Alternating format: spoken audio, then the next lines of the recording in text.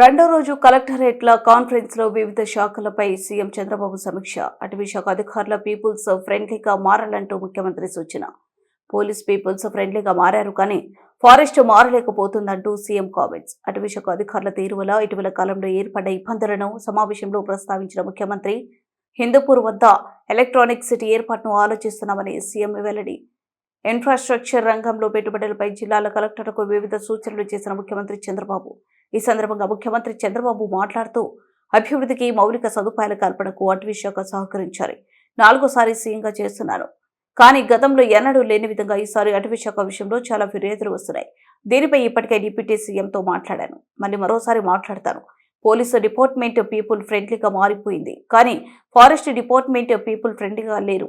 Green cover పెంచండి, బయోడైవర్సిటీకి వెళ్ళాలి, ప్రజలు ఆహ్లాదంగా పర్యటించేందుకు ఉపయుక్తంగా పరిస్థితులు మారాలి. ఫారెస్ట్ అధికారులు జిల్లా కలెక్టర్ కింద పనిచేయాలని గుర్తుంచుకోవాలి. కలెక్టర్లు చెబుతున్న అటవీ అధికారులు పట్టించుకోవడం లేదని ఫిర్యాదులు వస్తున్నాయి. నిబంధనలకు అనుగుణంగానే పర్యావరణ హిత ప్రాజెక్టులకు సహకరించాలి. సర్వే చేస్తున్న సమయంలో ప్రైవేటు అటవీ ఎండోమెంట్ తదితర క్లాసిఫికేషన్ల ప్రకారం రిజర్వ్ ల్యాండ్ను గుర్తించాలి. కొందరు అటవీ శాఖ అధికారులు ఇంప్రాక్టికల్ థింకింగ్ వల్ల ఇబ్బందులు వస్తున్నాయి. గిరిజన ప్రాంతాల్లో కూడా మౌలిక సదుపాయాలు కల్పించకపోతే ఎలా? శ్రీశైలంలో వస్తున్న భక్తులను అటవీ శాఖ అధికారులు అడ్డుకున్నారు. ఆ తర్వాత రోజు తొక్కిసలాట అయ్యే పరిస్థితి వచ్చింది. బద్వేల్లోనూ అటవీ శాఖ ఇదే తరహాలో అటవీ శాఖ వ్యవహరించింది. పోర్టులు, ఎయిర్పోర్ట్లు, రైల్వే లాంటి ఇన్ఫ్రా ప్రాజెక్టులపై ప్రత్యేక దృష్టి పెట్టాలి. హిందూపూర్ దగ్గర ఓ ఎలక్ట్రానిక్స్ సిటీని ఏర్పాటు చేయాలని ఆలోచన చేస్తున్నాం.